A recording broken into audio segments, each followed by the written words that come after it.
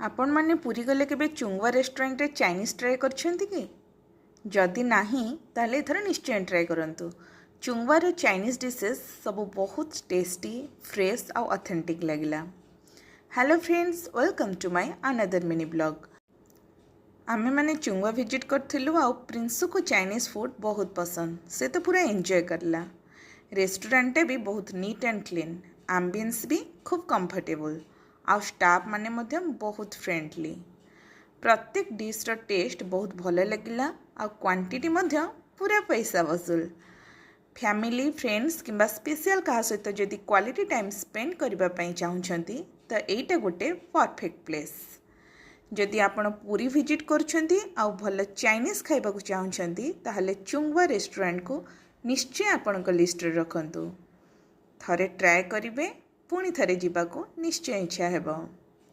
आमे खाई सारिबा परे बाहरी जाइथिलु सी बीच को। तो चलंतु देखिबा सी बीच रे पापा पोंग मस्ती।